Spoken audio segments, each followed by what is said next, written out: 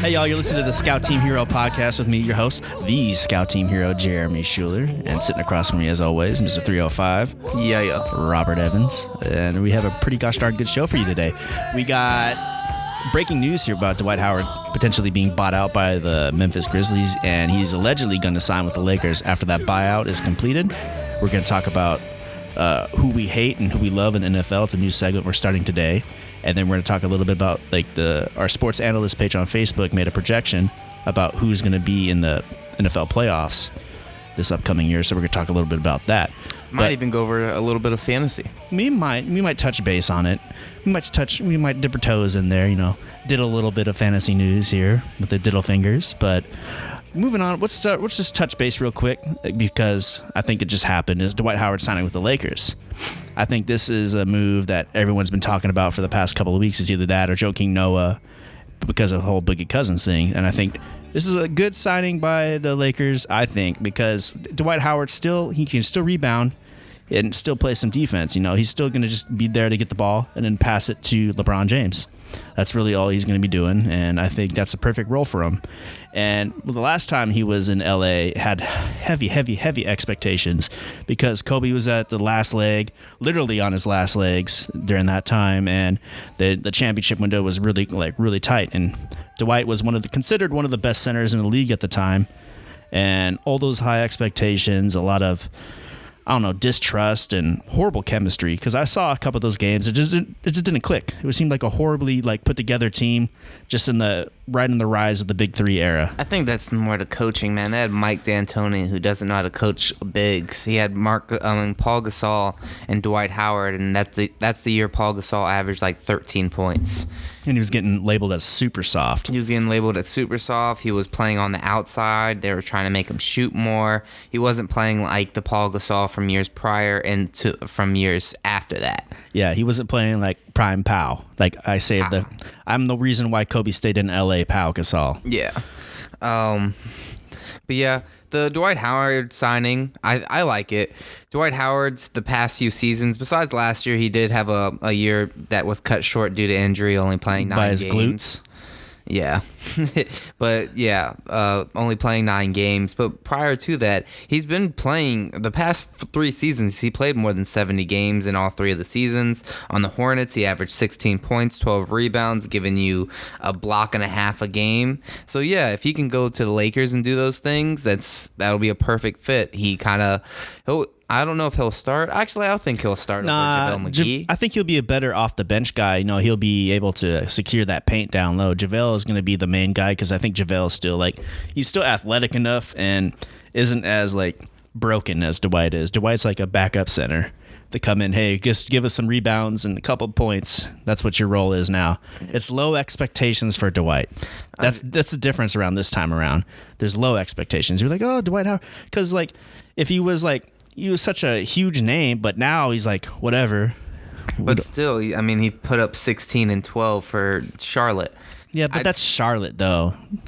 And the year before, he put up 13 and 12 for Atlanta. And that's Atlanta. 13 and 11 for Houston. He puts up a double-double every year. I just think even at this point in his career, he's better than JaVale McGee. Yeah. But JaVale McGee probably fits better in the scheme of things. We'll find out. It's Frank Vogel now, so that Luke Walton was, and that guy was JaVale McGee was the main guy there. But we'll see how Frank Vogel does things. Yeah, Luke Walton did JaVale McGee because JaVale McGee played for those Warriors teams. Luke Walton was coaching. And they traded away Zubac. I don't understand. He was such a young cat. Why would you want to trade him away? Yeah, he did good on the Clippers too. So yeah, that might come back to bite him in the playoffs when they get beat by the Clippers in the playoffs. That'd be hilarious. Yeah, that would be actually kind of funny because from an outside perspective, and knowing a little bit about the history of and some of the fans from the Lakers talking crap about all these Clipper fans, these bandwagon Clippers fans out here going into the phone booth, coming out a Clippers fan, and then tossing their Laker gear aside.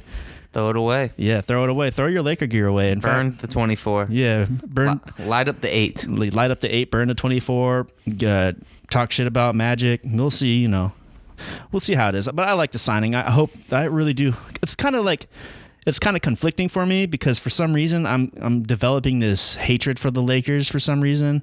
I'm not sure why, but they're like one of the teams I just. You're just a hipster, dude. You hate things that everybody else likes. It's all right, man. You're from Bellingham. I'm not. Makes sense. I'm a hipster. I'm a sports hipster. Sports hipster. I'm a sports hipster. I like the Nuggets, man. Back before they were good. Yeah, dude. Man. If the shoe fits, man, I might be a sports hipster, not even know it. But dude, I don't know what it is about the Lakers. I hate them. I really do. I just really hate the Lakers. I think it's Polanco. I think it's like how they just want to Polanco, and it just hit that whole organization, how they handle things, and they're always in the news, and they're like, they're just always in the news. Everyone's always talking about them. Why? Top 5 NBA media market, man. Why? It is. It's the purple and gold. It's how many rings? How many championships do they have? I don't know. You know what I mean? It's the purple and gold, man. They're one of the biggest NBA teams, and they'll stay that way. I got my disdain for the Lakers from our sports analyst page because I noticed a lot of people from New York and a lot of people on the East Coast generally root for the Lakers. And they'll have teams. New York has 2 teams. When I was in Maryland doesn't specifically have a team, but if you go by the closest one, it's the Washington Wizards right there that's had a team for a long time. They've had the Bullets and the Wizards and other things like that. And people are still Laker fans because, Lakers win. People like winners. New England Patriots. Yeah. Los Angeles Lakers. New York Yankees. Winners. Winners, but dude, there's something about the Lakers I just don't like. It just pisses me off because it's like you see them being talked about, like you said, the biggest market. They're always there, and like LeBron James. I used to like LeBron, but then he moves to LA, and all of a sudden the Laker fans or whatever they're called, Kobe fans or whatever type of fan they are, they like the Lakers or they just hate LeBron. They're defacing people's art. Like the murals of LeBron come into the city, defacing it because they're Kobe Bryant. It's like, dude, Kobe's retired. He's not coming back. Yeah, why you like this? You have like potentially one of the best players of this era on your team, and you don't like it, and that's like makes no sense to me. You're gonna cry about it that LeBron's on your team now, and they're gonna blame. All it did is give you an opportunity to like blame him now for you guys' horribly ran franchise instead of the front office for a change. You can blame other people besides Jeannie Buss and Palinko and Magic. You can blame LeBron because LeBron's running the team. No, he's not. They go to him for like advice. Hey, do you think this will work? I was like, oh no, maybe if anything. But Kobe said he didn't like that because it's like you lose trust in the locker room if that's the case. So like a lot of the logic people bringing out for hitting on LeBron, how he's running the team and everything like that, I think it's all malarkey, and people are just dumb. Malarkey, good word. If LeBron was running the team, Ty Lue would be the head coach. Yeah. So obviously LeBron isn't running the team. Also, Melo might have a job if LeBron was running the team. Dwayne Wade would be there. Yeah, he would have his boys. Yeah. I don't know if Wade will leave Miami again. He loves it out here. Dude, they should just rename that Wade County. What's it, Dade County? Dade County, 305. They should just rename it Wade County. I don't think anyone would like protest that. Yeah. Because without him, dude, Miami, I don't think Miami would have been the Heat without Dwayne Wade. I don't think would have been like a franchise people would have cared about. I think you can say that about every big franchise with every big player. Without Michael Jordan, what are the Bulls? Exactly. You know what I mean? So, but still, that's a good comparison though. With Dwayne Wade is sorta. Like, he is our Michael Jordan. Yeah, I'll go on a limb and I'll say that. Yeah, I'm not comparing his skill set and saying he's as great as Jordan, as good as Jordan, but you are. Dwayne Wade means as much to Miami as Michael Jordan means to the Bulls. Mm-hmm. It's just what it is. It is what it is. He is Pat Riley's guy, and he's true to the city, and I'm glad that he got to retire with us, pushing us. He didn't get us to the playoffs last year, but I remember that year against the Hornets, got us to the playoffs, and then, yeah. That's good, man. It's a good team, but like going back, it's just the Lakers, Dwight Howard. Who cares, really? Yeah, they're gonna lose in the first round. I don't know. First round's crazy in the West, but Pelinka's done some good moves, man. He's a good veteran signing. I just don't see all these guys playing that many games. Dwight Howard's played 81 games for Charlotte. So, like, he goes out there and he competes, he plays. I don't see Anthony Davis and LeBron playing that many games. Because I think they're stuck up, too, a little bit. I think LeBron, rightfully so, because he's been so good for so long. But I think Anthony Davis has, like, this false sense of, like, superiority that he's done something. I just think that's media narrative around the kid. Really? I think so too, but I think I fell victim to it if that's the case. Because I don't even know the guy, but I think that there's some sort of like weird vibe I get when he comes to LA, and I just don't like how he handled the trade thing, and there's certain things that have gone on that make me feel that he feels that because people, he's a top 5 player. I don't think he's a top 5 player. Well, he's not a top 5 player, especially if you reward success. He can't be a top 5 player. We're having this conversation, has he actually led a team anywhere?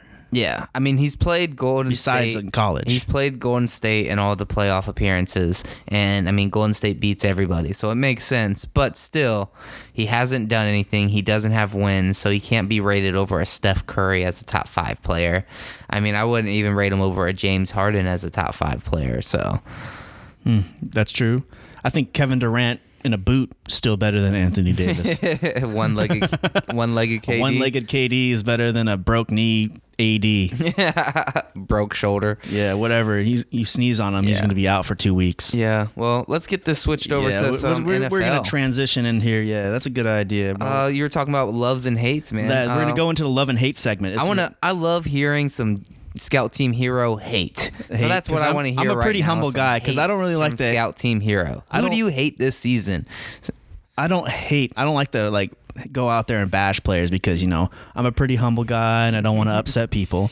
But I'm gonna go straight into it. If you listen to previous podcasts, you already know where I'm going. I hate Zeke.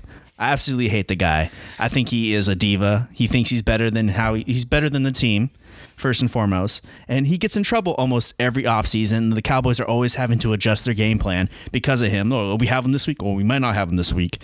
And then they just suck without him for some reason, right? They just suck without him. Why is that? Why do they suck without him? Because he's the cornerstone of the team. Cornerstone of the team, right? Yes. Would you want to pay that guy the cornerstone of your team? I would pay the cornerstone of my team if we had a winning team, yes. Even though he's constantly in trouble?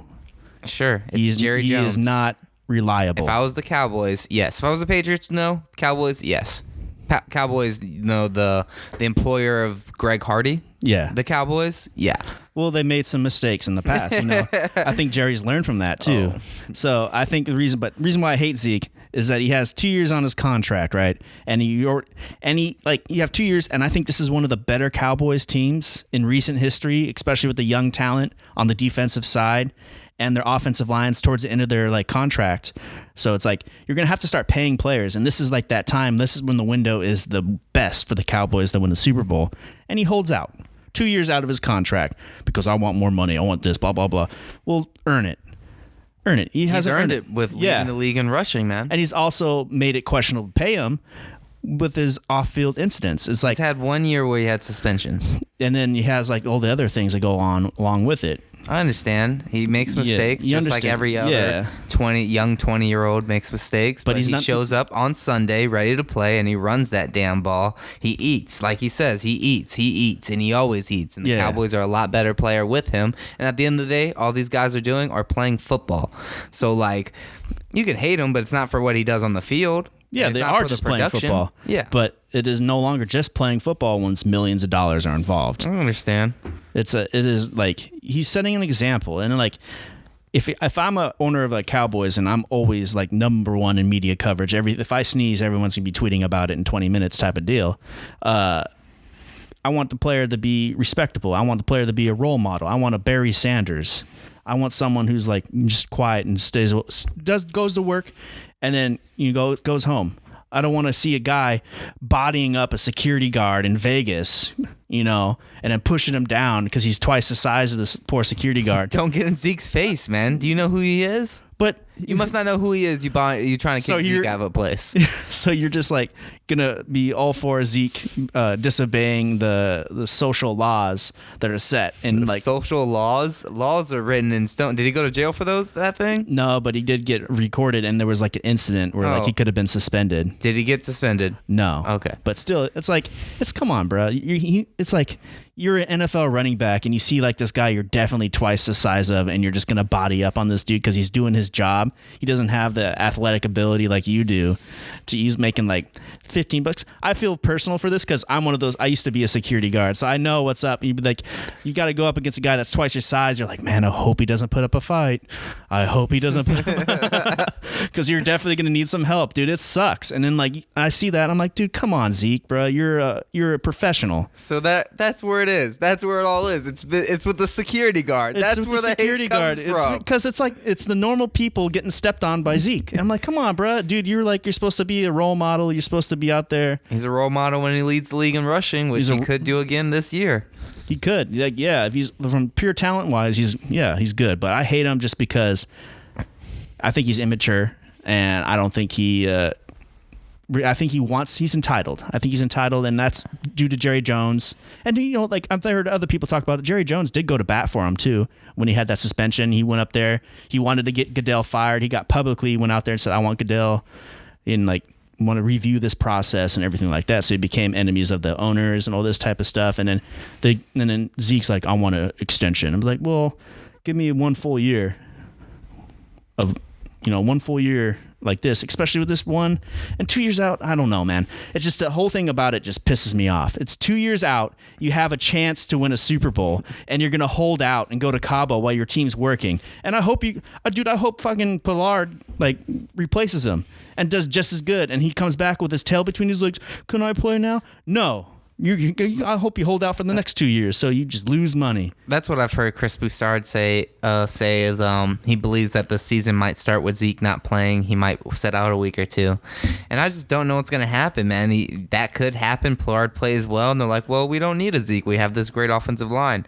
Or they go out there and they don't have a running game, and they don't have a great quarterback, and the receivers are good. Dude, I'm going to tell you who they start off playing against. They're going to start off playing at home versus the Giants, week 1.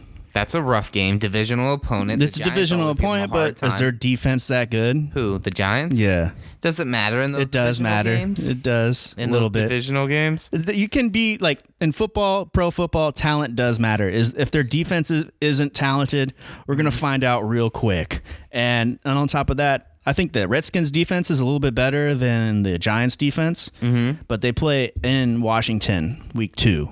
That might be the tough game, I'm thinking. But the Giants coming in the Dallas Cowboys Stadium opening night, there's it's New York media, Eli Manning, that defense is better.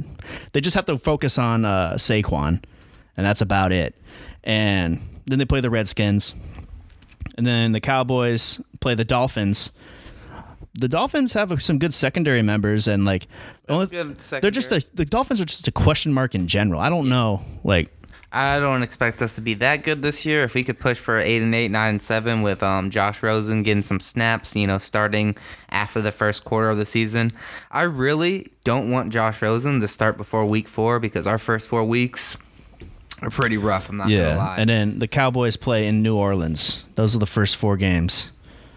So there's a chance that they might go 1-4. They might go 2-2, 3-1. There's a chance. There's definitely a chance, but that's basically it with the Zeke thing. I'm tired of Zeke. I really am. And then I'm gonna go on for the second thing I hate is the whole Arizona Cardinals team. I hate them so much. It's like only reason why I hate them is because of just how they handle Josh Rosen. Is like, why would you trade up to draft a quarterback and then the following year fire everybody, go get a coach that is like what is he? He's like failing upwards. He didn't win anything in Texas Tech. He was about to be an offensive coordinator for USC. Then Arizona's management is like, I think we should sign this guy because he's a white man in his mid-30s and he kind of looks like Sean McVay. I think this is going to work. So they signed this guy, and now he's like the air raid offense, and he's trying to. And then they draft Kyler Murray, the Heisman guy out of Oklahoma. It was supposed to be like this big thing, and he's an undersized quarterback. I think he should stick to baseball, but that's just me. But he's coming in, and this whole team, Arizona is just horrible. The whole team of Arizona is just horrible. If you watch the preseason games, even though it's preseason, they're still they don't look good. Kyler Murray, he has made some good passes, but he's constantly under pressure. And is he going to be able to is he going to be able to sustain that type of play through 16 games? I don't know. He's a really small guy, and their attack offense doesn't really help the quarterback not get hit, and they're playing at a whole different league. This same coach had Patrick Mahomes in college and went 16-13. I don't understand. I don't know why he has a job. Yeah, that's why I hate the Cardinals. They make no sense. Why else would you trade away your quarterback that you traded up for, and then you draft another quarterback, and then you're like, okay, this is gonna be good, and then you're not, and then you barely play him in the preseason. Like the second game, they only played like a couple series. And then Brett Hundley comes in, and the offense just looks better. That could be due to them playing against other like second or third string teams. But Brett Hundley, he sat a year under Aaron Rodgers. He played a little bit. He didn't do too well with that whole Packers team, but he was kind of basically thrown into the fire. Like, here you go. Good luck, son. Here's the playbook. Like, okay, coach. And now, oh man, why are you sucking? I don't know. I don't know. And then like the whole turmoil of that season when Aaron Rodgers got hurt, then he ends up being Seattle's backup and sitting under Russell Wilson for a year in Pete Carroll's system. And I think that little experience was able to translate over into Arizona, where I think he's the better quarterback right now over Kyler Murray. Oh. I think he should be starting over Kyler Murray, because I don't think it would be a good idea to put Kyler Murray just, here you go, son. Here, you're gonna be there. You're gonna save us. You're gonna lead us to victory. Yeah, he's gonna die. Yeah, he's gonna remind me of David Carr. He's gonna get David Carr. Just straight up PTSD in the pocket. He's never gonna be sane. He's gonna be an NFL analyst here in a couple of years. Yeah. But I don't know. I don't like the Cardinals at all. But who's your two guys you hate? Let's go on to you. Enough about me. I'm hogging all the airtime here. What's up with you? So I don't have two guys I hate, but there is one. His name is Phillip Rivers. And it's not that I hate him, and it's not that he's a bad quarterback, but he is overrated. I think we talked about it on our earlier podcast where he was ranked as a top 7 QB in the league, number 7 ranking him. And even with that, like, he's number 7. He's above Matt Ryan. What has he done that Matt Ryan hasn't done? Nothing. He's done nothing that Matt Ryan hasn't done. He was ranked above Cam Newton. What has he done over Cam Newton? Nothing. He's done nothing over Cam Newton. Cam Newton has won an MVP and went to a Super Bowl. Matt Ryan has won an MVP and went to the Super Bowl. Phillip Rivers has lost in the divisional round, and that's what he does. And it's not just because of him. This dude is 14-10 touchdown to interception ratio in the playoffs. He's had playoffs where he throws just as many interceptions as he does touchdowns, but yet he's the 7th best quarterback. Does he make the Chargers this great team, or is he good enough not to get replaced? Where is Phillip Rivers really as a starting QB? Because they gave him talent. He's played his whole career with Antonio Gates, who's one of the best tight ends we've ever seen. He's had receivers. He has Keenan Allen right now, who's a beast. He has Travis Benjamin out there, a burner. And he's had running games. He had Melvin Gordon, Latavius Tomlinson back in the day. He had Michael Turner back when Michael Turner was really well. He's had the burner defenses. Like, Phillip Rivers been given a lot, and he has nothing to show for it. Every other quarterback that's been given what Phillip Rivers has been given has rings or Super Bowl appearances or MVPs. And Phillip Rivers has what? Divisional round losses. And a couple of division championships, too. Division championships. Yeah. Yeah. I don't know. I don't hate Phillip Rivers, and I think that Phillip Rivers is a decent quarterback for what he is. Decent quarterback, but he's ranked number 7. So what is decent? 7. 7 is not decent. If you're the 7th best quarterback in the league, you're not decent. You're very good. You ranked him above MVPs. I'd still take him over Matt Ryan. Okay. Just because I hate Matt Ryan, too. Yeah. I hate him. I don't even know the man, and I hate his guts. Yeah. But I just think Phillip Rivers is I think he's just it's more about his leadership, I guess, and him as a person. I don't really know. I don't really follow Phillip Rivers to the most close, but I do know that Phillip Rivers is still going to be a Hall of Fame quarterback. He put up numbers. He's a Hall of Famer like Carmelo Anthony's a Hall of Famer. Oh, get out of here. Shut the front door. Yeah. But dude, I just think that he's just never really, he had some good situations, but there's always been someone that was better than him.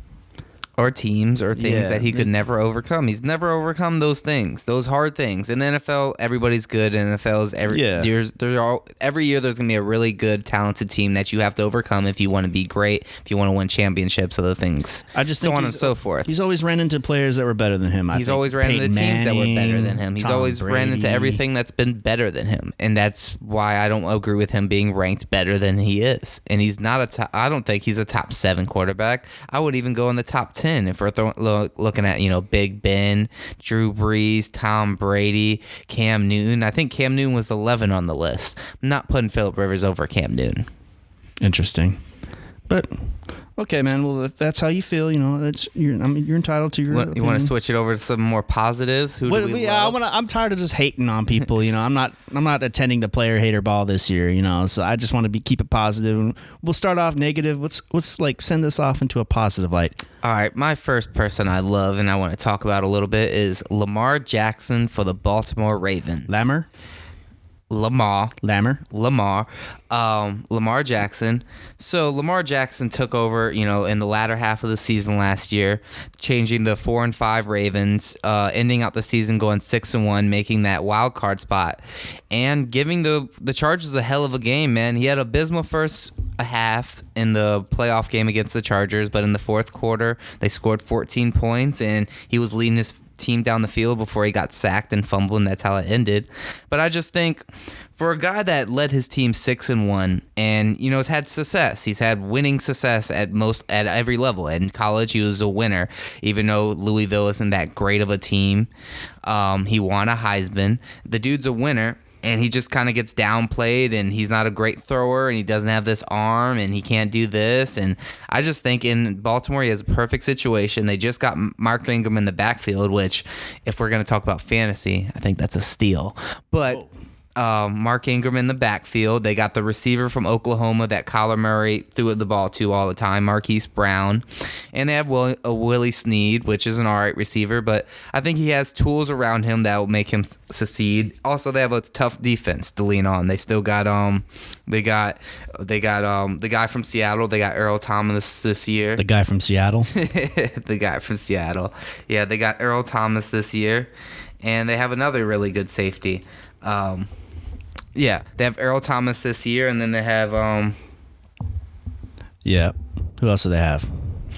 Well, they have a good team. You have a good team? Yeah. But yeah, I get that, man. Lamar Jackson, he's a good football player. Don't get me wrong. I think he's more like he kind of gets downplayed because he's a runner or whatever. They said he had a lot of high expectations in college too, and that's like the problem with the era that we live in, with the information that's available and how things are shared. Everyone is compared to other people, but he's not like Michael Vick. Michael Vick was a one of a kind type of athlete, because there's no one that I think can ever be like Michael Vick. They can always try, but there's never going to be another one. Lamar Jackson, I think he is good for what that team's about. It's a physical team. The Baltimore Ravens, to me, have always been like a physical team. They've never been like one to be like flashy on offense. They're going to be a grinder. They're the grit and grind of the NFL. Yeah. They're going to wear you down physically and mentally. And at the end, it's going to be like a 13-7 game. That's going to be most of the games they're going to play. And they're going to pull it off with, Justin Tucker kicking for them. Yeah, Justin Tucker is going to do something, and maybe he'll hit it, maybe he'll miss. But I know Justin Tucker in the past has been a good kicker, but I don't know anymore. Yeah. But I dig that. I like Lamar. I really do. I'm rooting for him. But I'm going to switch over to my first one. I'm rooting for Josh Rosen this year. Woo. Because you can kind of tell that I was rooting for Josh Rosen because I was hating on the Cardinals for trading him, because they didn't even give him a chance. If you watch the tape last year of Josh Rosen on the Cardinals, it is a bloodbath. He has no protection. The receivers are just dropping the passes that he throws to him. Straight up raw in the backfield. Yeah, no protection. He is scared. He's in the middle of the freaky, what was it, Friday the 13th movie, getting chased by Jason while trying to make a complete pass in the NFL. It is a horrible time for Josh Rosen. He was on a horrible team. They did not use the personnel well. They didn't even have receivers. All they had was Larry Fitzgerald, and I feel so sorry for that man. Spent his whole career on a just shitty franchise. A horrible ran franchise. And they had a little bit of luck when they went to the Super Bowl that one time with Kurt Warner. But ever since then, it's just like they had Bruce Arians, and Bruce Arians wasn't able to get over the hump with that team either, because Carson Palmer always got hurt. They're just a cursed franchise. And I respect Larry Fitzgerald, and a lot of other NFL players do, because he's probably like one of the nicest guys in the league and a real good competitor. And should have done better. Should at least got a ring, but oh well. At least he's loyal to that team that drafted him and paid him all that money. Mm-hmm. But Josh Rosen is a guy I'm going to be rooting for. I think he has a little. The one thing I don't like about him is like his body language, but that's the reason why I sort of have like these comparisons of him. I think I compare him to a little bit of Brett Favre and Aaron Rodgers, two Packer greats. He has a little bit of each because he has like the attitude of Aaron Rodgers and the fuck it ability of Brett Favre, where I'm just going to chuck it, see what happens. There's a play in the preseason. I know it's only preseason, but it's still a play that made me think this way, was when the offensive line of the Dolphins was getting just bull rushed by the Falcons. He got hit, and as soon as he's getting hit, he saw like a receiver that was kind of open, but not really. So he just like, I'm going to hit that guy over. As he's falling forward, he throws his ball, like a little lollipop ball, like a Favre-like pass, like maybe 20 yards downfield. And what's that guy's name? Washington or something like that? Was that? He's an undrafted free agent out of Colorado State. Yeah. Preston Williams. He's a guy that's the sleeper in my fantasy draft. But anyway, he made an amazing catch. And then Rosen just got hit. He makes his catch, and they were able to convert it for a first down. I was like, yo, that's a little bit of Favre-esque type of stuff going on there. Mm-hmm. And there's something I'm going to root for this guy, even though I hated him when he came out of college because I thought he was stuck up. But seeing how he got traded and how he's been treated with the Cardinals, now he has a new opportunity in Miami, the 305, to put the Dolphins on his back and possibly become, because Tom Brady's time is limited, so that division is going to be wide open here soon. And I think Josh Rosen, if he gets his stuff together, the new ownership and new leadership, there's a new leadership of the Dolphins, like start to get their crap together. I think they can build a great team because they have a couple good pieces, like foundational pieces there, and I think they're not too far off. And everyone's sleeping on the Dolphins. The Dolphins are getting good, and it'll only be a matter of years before they'll be competitors again.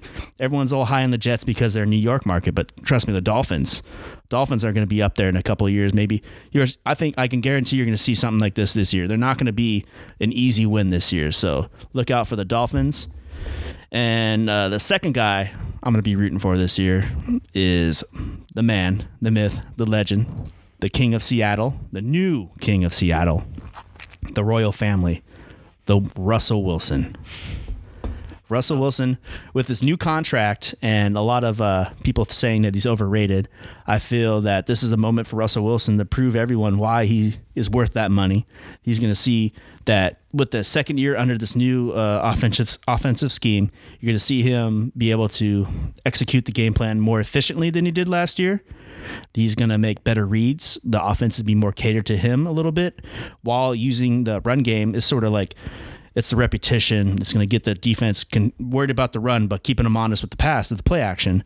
And Russell Wilson is, I think, one of the better play action passers in the league because of his way to escapability and his little wizard and his smoke bombs he has in the pocket. And the only problem I have, though, is that a receiver's going to have to step up. Is it going to be Tyler Lockett again this year? Is it DK Metcalf coming back after his procedure? Is it going to be some random dude that we don't think is going to be a big factor coming out of nowhere like Doug Baldwin did when he was an undrafted free agent? We're going to see. Yeah, Tyler Lockett looks really good. And I think DK Metcalf will always be an end zone threat. And I think that guy has a natural ability to just be great in the NFL.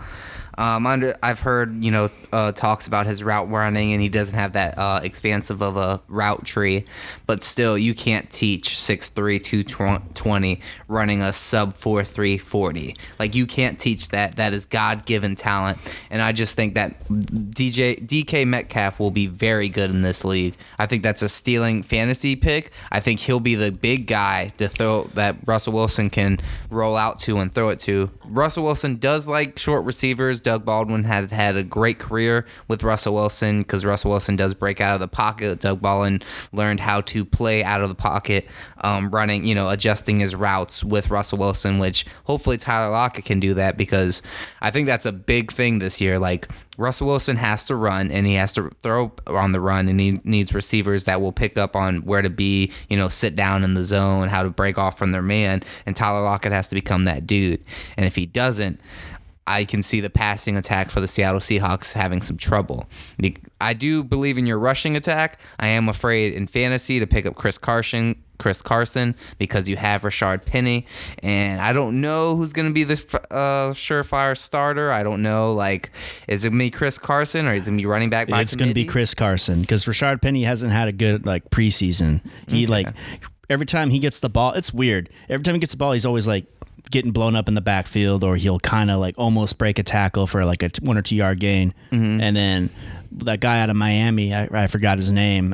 He's like a 7th round pick or something like that. He's a 6th round, 5th round pick, the running back out of Miami last year. He comes in and gets a fly sweep and he gains like 6 or 7 yards. I think it's Homer or something like that. Oh, Homer? Yeah, he's a burner. Yeah, like so we have him, and then McKissick's back, and I don't know. It's just Penny might be a bust. We're not sure yet. We'll see again if he can improve this year. But Chris Carson, though, he's going to take a lot of physical punishment, probably end up getting hurt. So I think we're going to have a lot of running backs on the roster this year because of how much we run the ball. Definitely people can get banged up, and we have to have a lot of running backs if we're a running heavy team. And with your whole thing about Tyler Lockett being able to possibly play to Russell Wilson, I think there's already been cases of that I've seen. A couple years ago versus Arizona on Thursday Night Football when they were in those ugly bright green color rush uniforms that people are like, oh, those are sweet. Yeah, those are not cool. There was a play that was broken, and Chandler Jones was trying to sack Russell Wilson. He faked him out, and then Tyler Lockett noticed he's supposed to be blocking downfield because it's supposed to be like a quick screen pass. But Tyler Lockett adjusted, went down, and came back to Russell and threw a pass. And Russell saw him, threw a pass to him, and he caught it and was able to go pretty much the length of the field for a pretty solid gain on a broken play. And then also Tyler Lockett was there when that one snap went over Russell Wilson's head, and I think it was in 2015, 2016, like when we played Minnesota and Blair Walsh missed that field goal. The ice game? Yeah, that was cold. There was a play where Russell Wilson was like, the snap went over his head, Russell Wilson slid to get it, noticed it hasn't been touched yet, and then he got up, saw Tyler Lockett, and made a big play out of that. So Tyler Lockett has the ability to like improvise when things are necessary. So I think he'll be like the saving grace, the replacement for Baldwin. But I like DK. DK still has to show me that he can catch consistently. Because there's been balls where, like, it's kind of a tough catch, but, like I said, that's the difference between making, like, it's like you're eating steak or eating KFC, You're going to make that catch and you're going to have enough money to afford to eat steak every night, or you're going to be broke eating KFC. Quote from Roddy White on Hard Knocks from the Atlanta Falcons. But that's my favorite quote is Roddy White. Say that. That's the difference between eating steak and KFC is making those types of catches. So that's my only thing with DK. Do you have who's your 2 players that you're rooting for? That's Lamar Jackson. That's it. That's it. Antonio Brown's another one. I think Antonio Brown. I think Antonio Brown is just good for the Raiders. Yeah, he's being a diva this offseason, and he's complaining about his helmet. He showed up in a hot air balloon. Unnecessary. Which is awesome. Unnecessary. But anyway, who cares? It's unnecessary. He's a receiver, makes millions of dollars. Let him do what he does. He's an artist. Let him paint. Let him choose his paintbrushes. But Antonio Brown, with this whole media, everybody wants to bash him because all the off-field antics. Don't remember that this is that dude. He is Antonio Brown. He's always produced. He produced with Landry Jones throwing him the ball. Landry who? Landry Jones. Jonas. Landry Jonas. Yeah, Landry Jonas. So I think Antonio Brown for the Raiders lets the Raiders know, he gives them a good test for Derek Carr. If Derek Carr is a good QB and a franchise QB, he'll do good this year.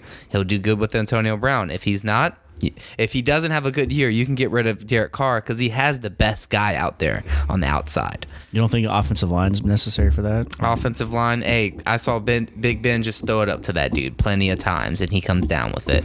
And their offensive line isn't atrocious in Oakland. Maybe their running back, the running game. They're running back with Josh Jacobs. Oh, if you want to talk about Josh Jacobs in Oakland's running game, Josh Jacobs is going to be a steal in fantasy also. How many steals do you have for fantasy this year, Rob? Not that many steals, but that's one. I'm telling you because we're going to be playing here soon, and I'm going to watch you draft Josh Jacobs and get pissed off. But Josh Jacobs should get the load of the carries for that Oakland offense, and John Gruden is in the tops of the league with running the ball in the red zone and running the ball in total. Even though last year was a bad year, he still was in the league lead in running the ball in the red zone. So, yeah. I think Josh Jacobs is a good steal. John Jacob Jingleheimer Schmidt's a good steal. Yeah. Yeah, I feel that. But Antonio Brown, AB, he's been a diva. I didn't like him because unnecessary attention for the helmet thing, which makes no sense. He just wants his helmet. He wants his helmet he's played with for years. Yeah, but the rules say you can't do that. And that's why he filed an appeal. And then lost. Filed another one. And then lost again. Now he's showing up.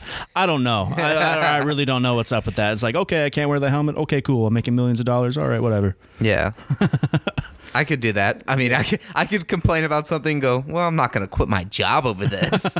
You know what I mean? At the end of the day, I'm like, well, I'm not going to leave for this. I just thought I wanted my helmet. You tell me I don't want to go outside to make copies. I want to sit here and go in the copy machine inside. Well, that's not how it's done anymore. Well, I'm going to quit. That's basically what it's saying. Well, he never said I was going to quit. He said, all right, I'll see you on practice Monday. But he said he was threatening to retire, allegedly. You remember allegedly. that? Yes, I don't know, man. AB is something crazy. AB, I think something was a little bit, a screw was loose since he had that bleached mustache. And I was like, yo, what is on your face, bruh? What is he doing? Also, if you want to talk about hates, I hate where the Steelers are ranked this year. I hate everybody thinks either they're going to win the division or be second. I don't think they'll be second or win the division. I think they'll be third. Yeah, I believe they'll be third. I believe Baltimore and the Browns are better teams than the Steelers. I do still think Bill Ben is talented and Juju Smith-Schuster. That word. And Juju will have a good season.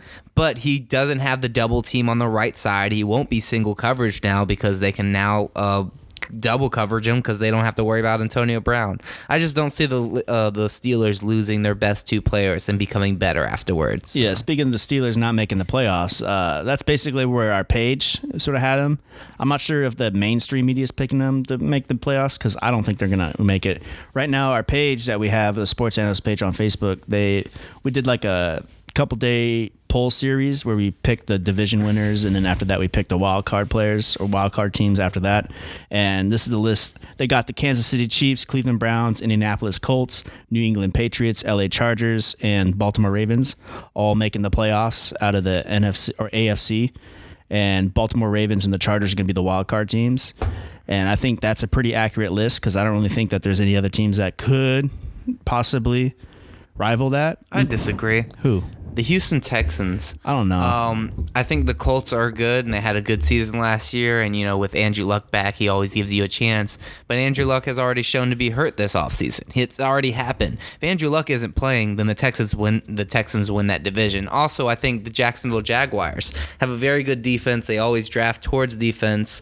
They got Nick Foles to actually be a QB. They don't have Blake Bortles, just some dude out the crowd back there now. I think this is going to be a turnaround year for Leonard Fournette.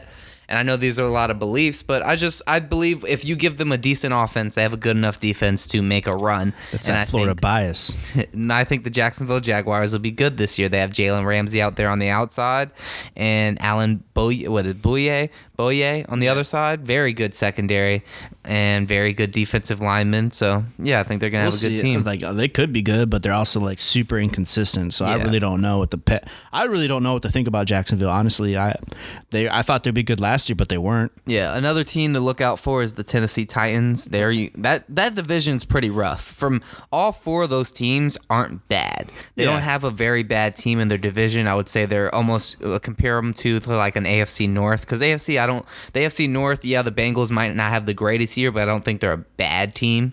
I don't think they're going to go out there and be 3-13 or you know what I mean? I think they will because I don't think they're that good anymore. Yeah, well, new coach. John Ross, dude. John Ross. They got your boy. Man, whatever.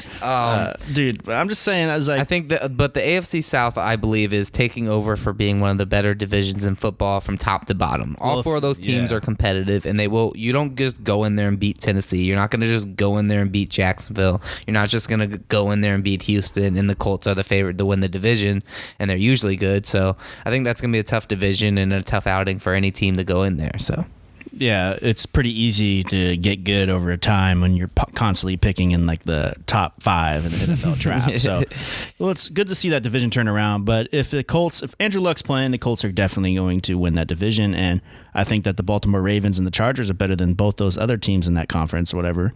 Jacksonville. I'm not sure about the Chargers, and yeah, because you don't like Phillip Rivers. I get that, but I'm just saying Chargers as a whole, their defense is really good, and I think they can establish themselves offensively. I think they'll be in contention for a wild card spot. That's basically what their identity is. They're going to be a defensive team. But with their safety out, I'm not sure anymore. But who knows? This is preseason. And they're not going to pay their running back. Yeah, the running backs are a dying commodity. You can find another. This is all an experiment. Say, because James Conner did pretty all right in replacement of Le'Veon Bell. Everybody does all right behind the Steelers' offensive line, though. Let's not diminish the fact that. Let's not diminish the fact that the Steelers' offensive line is a top 5 offensive line in the league. Remember when D'Angelo Williams had great years when Le'Veon Bell was hurt for the Steelers? Every running back for the Steelers does well because they have a great line. So you can go, running backs are a dime a dozen, or running backs behind great lines are a little less valued than they should be. I think running backs behind great lines they get overvalued. Like Zeke's going to get overvalued. He should be the highest paid running back in the league. Yeah, and then send him off to a horrible offensive line and watch him crumble. Send him off to Cincinnati. Yeah, do that with a quarterback. Anybody else? Yeah, I'd send him off somewhere AFC and be like, give me some of your draft. Who's a crappy team that needs a running back? That's all. If I was a GM, if I was Jerry Jones, I'd be sipping on my whiskey. I'll take some Zeke. About 6 or 7 whiskey drinks in, and I'll trade him to Cincinnati. 6 or 7 whiskeys in. Just out there, just absolutely shit faced. We're like, all right, Cincinnati. But yeah, man, I get it, dude. I have really no problems with that AFC playoff list because it's like the AFC is really like kind of like. You know who the good teams are in that conference. The good team? Yeah, the good team. But the NFC is a little bit different because it seems like that's more. I think the NFC is a little bit more. Has more parity? Yeah, it's more deep. It's deeper than the AFC. And the teams that deeper? That's debatable. No, it's not. Yeah. All right, let me list the teams that are going to be in the NFC playoffs. The LA Rams, the Chicago Bears, New Orleans Saints, the Philadelphia Eagles, the Atlanta Falcons, and then the Green Bay Packers. And that was the pick from the sports group? Yeah, this is the picks from the sports analyst page. The no Seahawks, Dallas Cowboys? No Dallas Cowboys, no Seahawks. Who else is on there? Who are the wild cards? You said the wild cards Atlanta and Green Bay. Atlanta and Green Bay? Yeah. I'm not sure about that. Me neither, because I think Atlanta's not good, and they're not going to be good this year either, because I hate them. And that's a good reason. That's the best reason there is. It's the only reason. It's like, are you going to go in there and like, honestly, you think Atlanta is going to win the Super Bowl this year? No, they are not going to win the Super Bowl this year. They're horrible. Who's their offensive coordinator? Is it still Sarkisian? Can't score in the red zone? Sarkisian? Is that who that is? Can't score in the red zone. Because I remember, I'm only basing this off of like the game I saw last year, opening day versus the Eagles, where they had how many shots to score in the red zone? Like 5, and they didn't. Ended up losing to the Eagles that game. It's like that type of crap that I just don't think that I don't think the Falcons are going to be that good. It is ridiculous. Ridiculous. But yeah, man, that's that. And the Seahawks didn't make it. Do you think the Seahawks will make the playoffs and Atlanta won't? Yeah. And this is for reasonings besides the fact that you like the Seahawks and dislike the Atlanta Falcons? Yes. That is 100% true. Yeah, okay. I could see the Seahawks missing the playoffs, especially if they have to fight for a wild card spot, because that NFC wild card spot is going to be rough. That's what I'm saying. That's why I see Dallas and maybe in that wild card spot. But I see Dallas winning the division and maybe the Eagles for the wild card spot. I think just a lot of high expectations. If Dallas gets their boy, if they pay that man. Pay Zeke. Gosh darn it, I couldn't find the actual post about trying to pick up where everyone voted the playoff rankings. I know Seattle is up there. People are picking Dallas, Green Bay, Atlanta. Who else was like up there that was possibly in there? Panthers. Yes, Panthers could get in there. Carolina Panthers, and in their Panthers. And then who else is like the Eagles, Cowboys are the two teams in the NFC East. There's the Panthers, New Orleans, and Atlanta. The three teams I think could be potentially coming out of the NFC South. Playoffs. They could all come out of the NFC South. Even the Buccaneers, man. People are sleeping on the Buccaneers, but I think with Bruce Arians going onto that team and with what they have down there, Jameis Winston. I agree. I think Bruce Arians will have Jameis Winston have some of the best years of his career. Yeah. I think this is going to be a turnaround year for Jameis Winston. Unless he's not good, then they're going to find their new QB. But I see Bruce Arians turning it around for Jameis Winston. They have some receivers out there. They'll get Mike Evans to do really good. Chris Goodwin. Yeah, Chris Goodwin, who's on everybody's fantasy radar as a sleeper. Yeah, I'm just saying it's like the Bucks. They ain't no slunches either. I think that, honestly, in my professional opinion, the NFC South is the most competitive division in the NFL. Yeah, I'd say AFC South, but I understand. AFC South? Nah, yeah. Dude.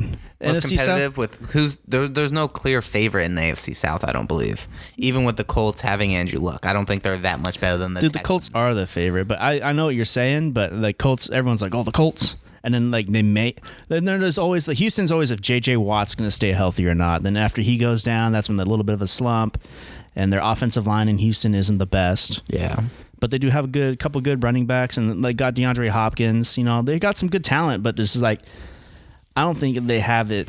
Like, they're not like good. They're good, but not, good. Yeah, I was like, I think we could beat Houston. It's like, I think Houston's gonna kick our ass. There's a difference. You know what I'm saying? Yeah. Like, if I'm looking at the Rams, I'm like, shit, we got to play the Rams. Yeah, you know what I'm saying? But Houston, we got a chance. That's how I look at Houston. Yeah, I understand, but that's like the whole clear favorite thing is. I think the clear favorite in the NFC South is the Saints. They're the clear favorite. They've been the clear favorite for the past few years. The Saints have been the best team in that division for the past 3 years. So that's why I say it's not as much parity. Yeah, as much parity as the AFC South. But I understand where you're coming from. Yeah, word. But like honestly, I think the Seahawks are gonna go like 9-7, 10-6 this year. We'll just finish it up like real quick. I'm just gonna give my spiel about like where I feel like the Seahawks are gonna go. Before like this is the third preseason game is this Saturday at like 10. I think we're going somewhere. I don't really know. We're playing the Chargers. I think we're playing the Chargers Saturday. And that's going to be the last game where we actually see some of the starters play. And the fourth preseason game is basically all the backups will be playing and no one's really going to watch it. But as we're getting ready to end this show, I think that the Seahawks will definitely be going 9-7 plus or minus 1. They could be going 8 or 8, 9-7, 10-6. I feel that's the range that they're going to finish this year. I think we lost too much defensively. We don't have a pass rush. Our secondary isn't as strong as it used to be, and it's going to be another learning curve with Trey Flowers. He's possibly going to get so many. He's either going to get defensive holding calls again or a lot of PI pass interference calls again this year. Shaquille Griffin's going to have to hold down that the top corner spot. I don't know what's up with our safeties. Our linebackers are set.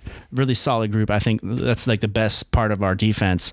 Our defensive line, we got I don't really know. Like, there's a lot of people that could possibly make themselves known with Jaron Reed being out. Like Puna Ford, he's the guy that's. You have the guy from the Detroit Lions, though. That guy's really. But he's coming off shoulder injuries and he's older, coming off shoulder injuries. Yeah, he's a shoulder surgery. But he's very talented. If he's healthy on the field, I think. If healthy, but there's a lot of question marks on that defensive side. Our offense, like for once in a while, like our offensive line isn't that bad. For once. Yeah, and you have a good rushing attack. You're going to run the ball. Pete Carroll's a competent head coach. Yeah, we just have to make sure we run the ball. I think what's going to have to happen this year is the Seahawks are going to have to keep that time of possession by running the ball and slowly but surely and methodically moving the ball down the field. Keeping the ball is going to be the way that the Seahawks win games this year. And because the defense, I don't trust it. If we're on defense, I'm like, we're probably going to get up a huge play again, and I'm going to be mad. I'm going to be so mad watching this team this year. But anywho, I'm going to transfer it over to you, Rob. Do you have anything you want to say before we send it off? You shaking your head no? No, I'm good. You're good? No, you're not. Oh, dab on you. But anywho, we're going to, I think that's it for the day. And I appreciate y'all for listening. If you made it this far, I really do appreciate it. But Yeah, I don't know what else corny things I gotta say. I think those rehearsed like. Well, let's go ahead and wrap this up. Yeah, and just play wrap some Clockwork Boy. We're gonna send you off with We Won't Leave's Clockwork Boy. It's a local band. Make sure you check them out on Spotify, Facebook, YouTube, wherever. They'll appreciate it. Alrighty. Hope you guys enjoy the rest of your day, and I'll see you next time, or you can listen to me next time. Whatever. Don't judge me. Another piece of trash, just carried by the tide, singing, whoa, whoa, unto me, whoa, back to the factory, whoa, whoa, unto me, whoa, back to the factory.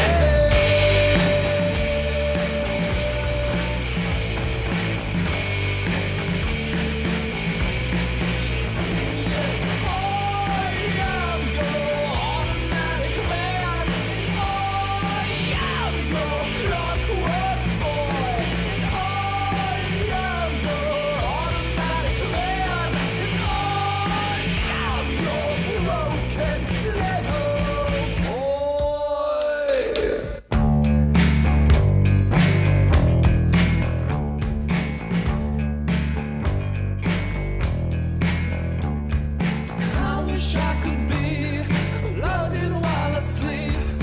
I wish I could be charged like a battery. You have no idea what trouble